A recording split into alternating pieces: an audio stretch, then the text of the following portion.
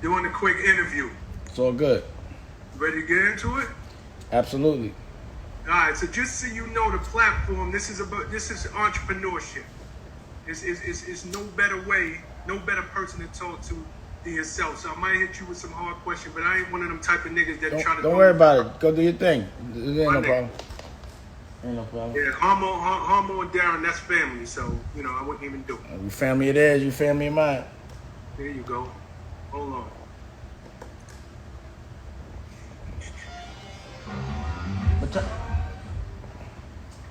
Okay, I don't know why it's saying. Tell them they say I need permission from your side to record. I don't know what never happened. Hey Nicolette or Ava. I already need you to teach. I just wanted you to turn it on because we live now. But I need her now. But there's something going on with. He needs to talk to one here. It says he needs permission. What's up? What's wrong? He needs permission, so I need her here. They need permission to record. I want you to teach her right now what she's doing. Okay, we're not the host. We're not the host. That's what I'm saying. That's why I'm a little surprised. Who made the meeting? My sister. She might be the host then. Can she? All right, let me hit it real quick.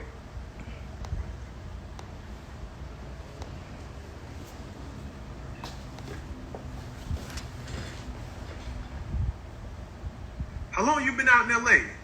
About 6 years. How you like it? I like it a lot. I mean, you can have your own bubble.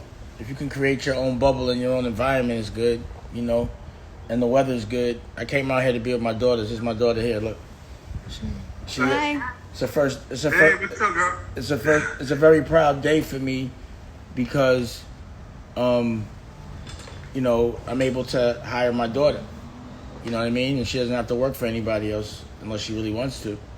And it's a business that not only is she gonna work, but it actually is hers. And that's the whole purpose of building your own business solely so your kids can work in a non-racist environment. Hold on, stay there, because I want to make sure I get that when we start talking. Okay. Michelle, why is it saying I'm trying to record the interview, but it's saying that I need permission? She might be the host. Did you send a link from your Zoom? Okay, I'm gonna log out and then I'm gonna come back in. Yeah, Dame, I'm gonna log out. I'll be right back. All right. All right. I'll be. See if I have my lights right. It's so much cooler. Hey, let's see it. Can you turn the light off? See what it looks like. This one see what it looks like. The stage light. Oh yeah, turn the stage lights on. Yeah, turn it. Yeah. It's too dark. Oh no, that's kind of dope. Look, that looks fly. Look. I like that better. I put the stage lights on. Like this. Yeah, that light might do it. That's why I put it there. I'm waiting for them to put the other. Okay. Yeah, that makes it dope. Oh, cause she put that. Oh yeah, now we rock it. See, now it's a movie. See, it's always about the lighting and the vibe. Maybe put that one on me. See if it does anything. What color lights you want in the back? Yeah, that's good. It don't matter. Yeah, right there is good. Blue or red. Whatever looks trippy. Purple. Damn, I'm thinking I might want to paint. You think I should paint this wall right here? Yeah, for sure. The reason why I was going to keep it white was so if I have to record a white wall. But I got this as a white wall. Yeah, you have a lot of white walls. I think we should paint this one red. This thing is not working. Because look, it's white right here and everything's, you know what I mean? It's not. No. Okay. Can you call with your dad? I will. All right, later. Yeah, ask homie to paint this one red when you get a chance. I forget, I remember. Alright, he's coming back. Okay. Okay, we good to go now. All right. All right. Oh, there's I'm gonna get Sig. What's up, Sig? You ready? Where Abel go? I'm right here. Oh, shit. Yes. All right, let me do the intro and we go. Cool. Welcome to another. That next Zoom is? The other one that I'm talking about that I just sent you? 1:30. Okay, cool. What time is it now? 1:08. All right, we got a half hour. All right, we good. All right, you good? Yeah, go ahead. Welcome to another episode of Power Move Makers. This series was created with a simple goal in mind: to bring to the table high-level executives, successful entrepreneurs, and all-around inspiring human beings. Not just to focus on their successes, but more important, talk about the road they traveled to get there. Now, this man, he encompasses all three of those things. He is definitely a high-level executive, successful entrepreneur, and just an inspiring human being. Welcome to this week's Power Move Maker, Mr. Damon Dash. What's happening, Damon, bro? up. What's good? How you doing? I'm good. I know your time is crazy, so we're going to jump right into it, all right? All right. Dame, this show focuses on the mindset of an entrepreneur. So I'm going to ask you a lot of entrepreneurship questions because I know that is your sweet spot. That's the thing you have been pushing for the last 30 years. Now, you probably won't remember this, but the first time I ever met you, this goes back to, I was interning at the time at Atlantic Records. And I was working up under Kevin Sugar Daddy Woodley. Wow. Next to his office, Clark Kent had an office, and you was managing at that time Original Flavor. Yeah. I never forget you coming down the hall wilding. And I think Richard Nash at the time was running the label. And you was Richard like, Nash. yo, I can be running this label. He don't know nothing about black music. And I looked at you, and I was like, yo, this dude is fearless. Because I was a young dude. I'm just trying to get in the game. I just wanted the job at that time. But for you, it was like, you 20-something years old. You like, I should be running this label. And, you know, right around that time, you bought, and this is before Jay got his deal. You brought Jay up to the office. Jay was wild quiet. You was in the meeting. I sat in the meeting with you and Jay. And Kev was trying to get y'all to be signed over at Atlantic. Yeah. This fearlessness, was you born with it? Is it part of your DNA? Well, I think, number one, my family. That's number one. And it's just, I think coming from an extreme environment and surviving it, the block I was on was 142nd Street. That's the lynch mob. And, I was dealing with people that were way more aggressive, way more dangerous. And I didn't have to use a gun. They dealt with me with the proper respect. And I just couldn't accept a lame disrespecting me, I just couldn't. And I never could. And Richard Nash didn't have a mustache. And I couldn't understand how he could be doing black music without a mustache, But as I understand the business now, I understand why he was there, because he does what he's told, And at that time, because I'm a manager, I'm still running my own company, it's hard to have respect for somebody trying to tell me what to do that doesn't own their business, and they're talking to a business owner. So, me being an owner, I've always looked at it, I don't care how big my business is. If you don't own your business, you're not an equal to me when you speak to me. You understand what I'm saying? So don't talk to me like that. And I just couldn't understand why people were pretending they were bosses and they weren't. So let me ask you a question. Does an entrepreneur need to be fearless? 100. 100%. An entrepreneur is a fighter, right? So if you get in the ring thinking you're going to lose, you already lost. But also when you fight, you got to be able to get hit, but you got to know how to hit back. That's all part of the game. When you step into being an entrepreneur, it's like saying, if you're not used to it, it's like saying, okay, I'm all right. I'm going to walk into being uncomfortable. But for a boss, it's like I'm going to walk into the fight because I'm a fighter. And I'm going to win the fight. And I'm going to look forward to the fight. And I'm going to fight fearlessly, or else I'm not going to fight at all. But at the end of the day, you have to have something to fight for. So most entrepreneurs that are successful are not only fighting for themselves. They're fighting for something or someone they love. So as a boss, you have to understand that your job is almost like to be a dad. You have to be able to take the pain so your business or your child doesn't. Everything you do is so that the bigger picture is easier. And you don't do anything unless it yields, no matter how you feel about it. You understand what I'm saying? So some can make me mad, but if it's not profitable, it's a waste of time. So sometimes I get caught up. Pardon? I said, no question, guy. Sometimes, as an entrepreneur, you might get caught up in the disrespect of something and say, I got to deal with that. But at the end of the day, if it don't yield, you taking your attention off something that does. So you have to also be able to control your emotions and understand the difference between business and personal. What to deal with and what not. Even if it makes you angry. Like, I'm the type of guy, if somebody robs me for $100, it's going to bother me just as much if somebody robbed me for $100,000. It's the disrespect of it all. But how much time am I going to spend chasing $100? And I got $100 million to make. Question for you. Do you respect workers? I respect people that work and also invest in their own dream. So I'm not saying you shouldn't. For 1 second. The reason I'm asking you this is because everybody's not built to be an entrepreneur. Being an entrepreneur takes something special. Now everybody is built to be an entrepreneur. Not everybody wants to do the work. We're all human. That's the way you see it. 100. It's just like saying if you don't feel like walking, you don't have to. If you don't feel like studying, you don't have to. If you want to be a basketball player, you practice as much as you want to. So if people would push past what makes them uncomfortable, see what happens is people use that fucking excuse and it's bullshit to let somebody tell them what to do because I'm not built like that. So you built to be told what to do? Nah, I don't respect that. I don't respect people that accept that. If someone could say I'm not built for that, then they need to kick themselves in the ass. No one should ever say I'm a loser. If they don't know how to do it, then they should figure out how to learn. Work for you right this second. You have people who work for you. Everyone that works for me has to have a dream. So, for example, the young lady that's working for me now, come here, Nicolette.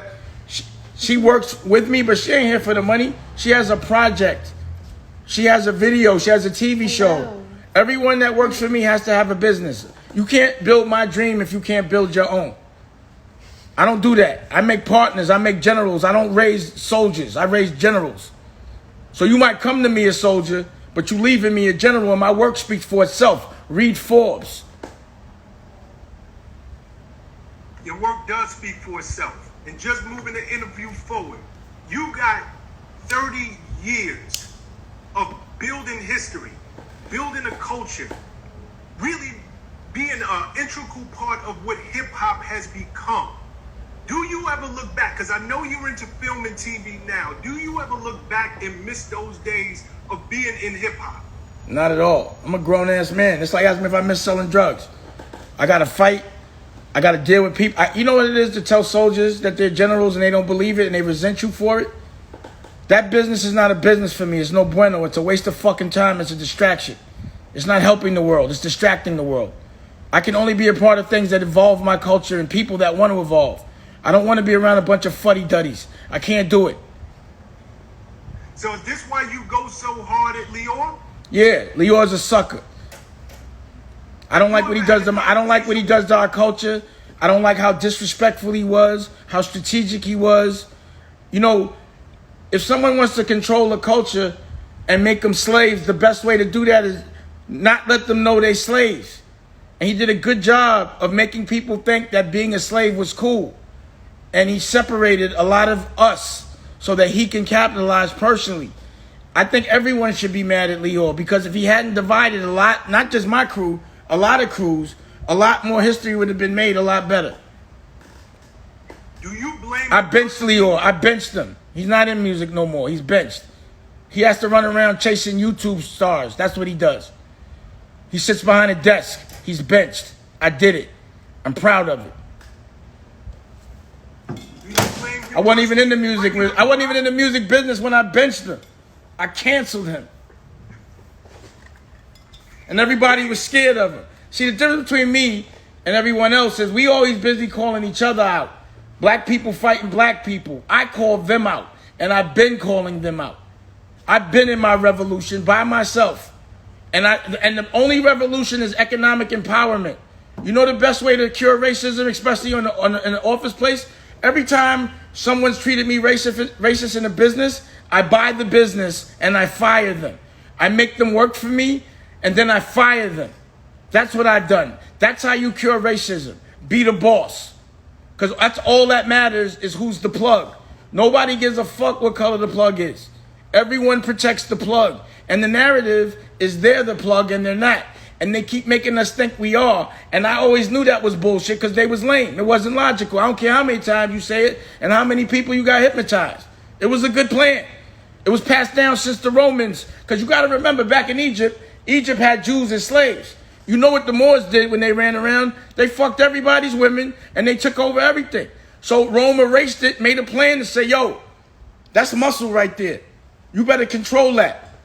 And I'm not even going to make sure it's controlled for 10 years or a generation.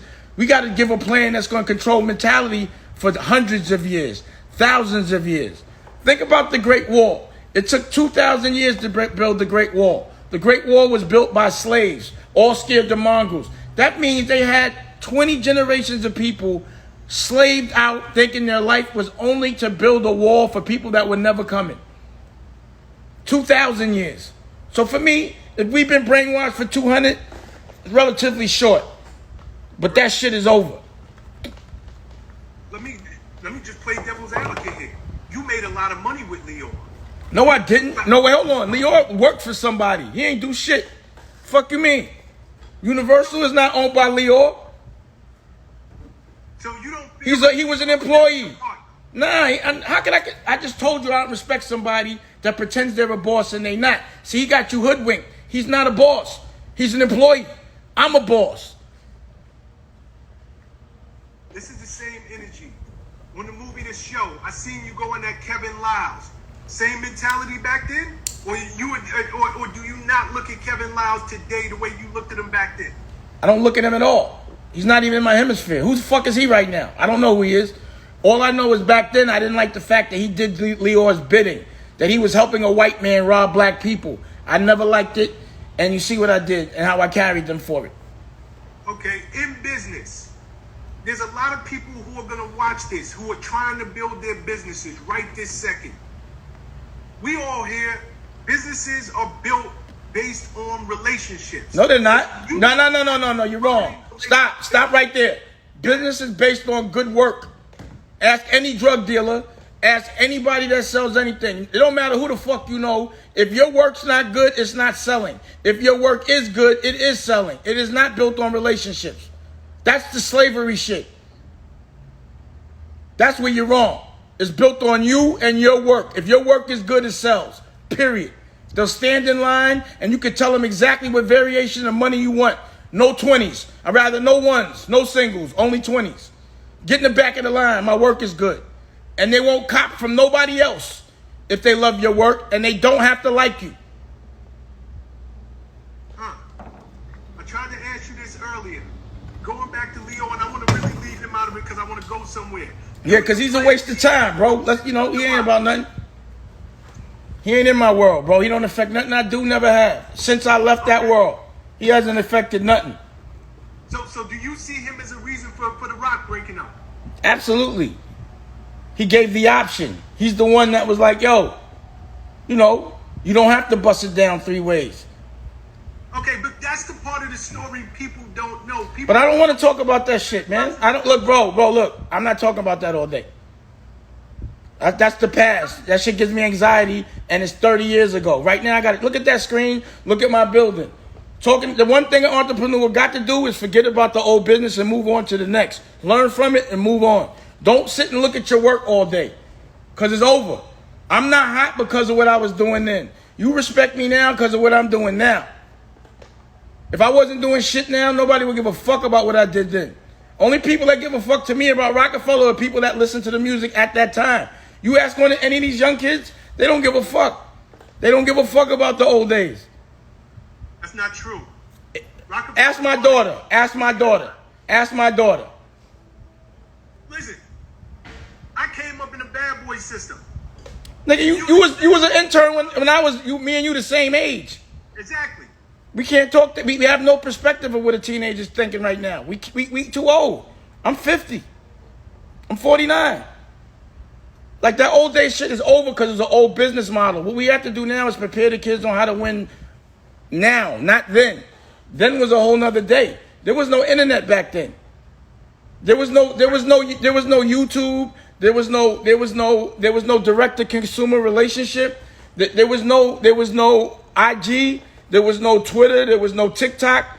The world is a completely different landscape. And if you're not prepared on how to do that, that's why it's important for me to have my daughter next to me so I can know what everyone's doing younger. You know, you as an entrepreneur, you have to know when something's old, and you have to de-invest and reinvest in something else. So And let's talk about that. Because you're known for saying, I spend my money, I flip it. Flip. $1 million come in, $1 million gonna go out. Right out. Has that, obviously it's been working for you for years. You're sitting in the studio. How big is that studio? 6,000 square feet. You got 6,000 square feet in Burbank, California. Yeah. Building your TV station that you've been talking about. It's built. It's out. The next meeting after that is a network meeting after this one. Do you think you're misunderstood? And the reason that I ask you this is for a couple of reasons. Number one, people can look at you as arrogant. They can look at you as egotistical. Slaves look at me like that. Slaves. Hold on. You seem to be ahead of the curve. When people are talking about music, you're going into fashion. When people are talking about fashion, you're going into film. When people are talking about film, you're going and you're producing. Do you think with your strong personality, are you just misunderstood? Who cares? Gives a fuck. A slave's never gonna understand a general. You understand what I'm saying? Anyone that thinks anything I'm doing is bad is because they're not doing it and they too scared to do it. I don't give a fuck what they think. It just learn. Watch TV, you'll see what I'm doing. You think I don't care? It doesn't matter. The problem is people care too much about what other people think. I gives no fucks. I really don't. Why would I care what? So let's make a lesson out of that. Let's make a lesson out of that because I think that's important. A lot of people don't even get their businesses off the ground because they're too busy worried about what other people think. Is this a hot idea? Am I strong enough to get this business off the ground? How long have you been like that? Has that been something that's been with you your whole life? You just never cared what the next man thought? My whole life. Since my principal was telling me to stop selling drugs because my car was better, and I'm like, yo, I'm younger than you, and my car is better than you. I make more money than you. Why would I listen to you? You know what I mean? So everything I ever did, people said I was crazy. But these are people who I think they're crazy for being complacent, for accepting that life. And I felt that when I was young. You know, I'm first generation. Nobody gave me nothing. And as you said, I fought for everything. So all I know is if you fight for what you believe in, you will get what you want. Fearlessly. And the reason why you have no fear is because you know you're right. When you know you're right, you have no fear. Got you. Yeah, you definitely have been fearless from way back when, the day I first met you. Just taking all of this into context, right? Because there's a lot of entrepreneurs out there and they feel like the grass is greener on the other side. Like, what is your advice to any entrepreneur, no matter what stage they're in? Because you talk about this slave mentality, you talk about, you know, being misunderstood. Like, what's your advice for any other entrepreneur out there that just want to get into business? Do something that you love. Don't try to make money off anything that you wouldn't do for free, because then it's going to feel like work. But when you love something, it feels like practice. And also, you got to know that, because again, an entrepreneur knows these things. So this is someone that's not an entrepreneur that wants to be. Number one, it's always going to be tough times. You're always going to be working. Your job as a boss is not to relax. It's to fix things. And your people come before you. Your business comes before you. You can't be selfish. You have to be selfless. And I would advise you run the cash register in every single part of it before you employ somebody, so you know if they're doing their job or not. And all of that takes time. And also think about your competition and how hard they're working. And understand what a professional is. A professional is someone that makes money off of it. If you don't make money off of it, you're not a professional yet. You're an amateur trying to be a professional. Don't just call yourself a name that you're not. Because you start a business don't mean you're a businessman. When you win, when you yield, when someone else makes some money, that's when you call yourself that. It's like until you graduate, don't even call yourself until you fearless, until you're not asking these questions. Do not call yourself an entrepreneur. Say you're training to be one. You know, being an entrepreneur back when you and me was coming up, it was not fashionable. Today, everybody's a boss. I made it because I made it cool. I did that. Now look at every single interview you ever heard me in the next 30 years was about making being independent and a businessman cool. That's all. Now I'm making being healthy cool. That's what my network Dame Dash Studios is about. It's about focusing, not distractions. So it's about getting mental health. I have, Healing is Gangster with therapy. I got scripted fly shit like Dress to Kill. I got my own movies like that have been in theaters like Honor Up. I'm about to start a zombie movie now. I got vegan cooking shows like Health is Wealth. Yoga shows. I got OG.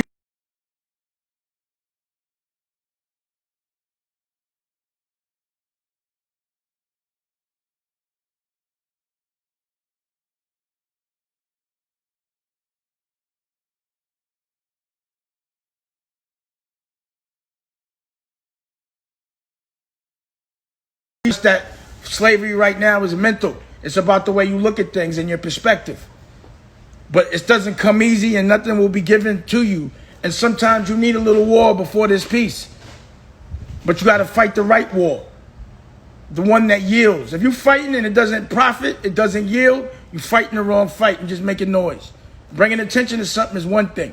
But actually making a difference is another. We also do politics. Today I'm doing a town hall with the Congressman Andre Carson, with therapists, with principals. I also got the OSG network, 90 black principals developing curriculum. So I'm not just talking about the education I hate. I'm going to develop a new one. You know the therapy they teach us is wrong because it's based not on our culture because we don't get therapy. It's based on another culture. So how are they going to give us therapy? So we got to refix that. We don't have a platform to showcase any of our politicians and the congressmen and senators that are fighting for us every day. The only time we can get on CNN is when Trump yells at us. We could get our people elected. We don't teach our people how to vote and lobby and pass laws. But my network does. Love that. I love that. Question for I got history like the Yah Squad from Bishop Purnell. And I got Forbidden Knowledge, the translation of the Emerald Tablets from Billy Carson. And I got music. You got another Zoom. And I got another Zoom in about 2 minutes. Okay. So you gotta let me know. Huh? How do you fund this? How do I fund this? All we hear, and I love what you talk about deep programming and all of that, but all we hear in the media is Dame Dash financially has taken a major hit, but you got a real establishment going over there. How is this funded? By me hustling every fucking day out my pocket. That's how it's funded. But, there's something called residual income. You have to invest in things that yield later. So I've made the right investments, and I hustle every day.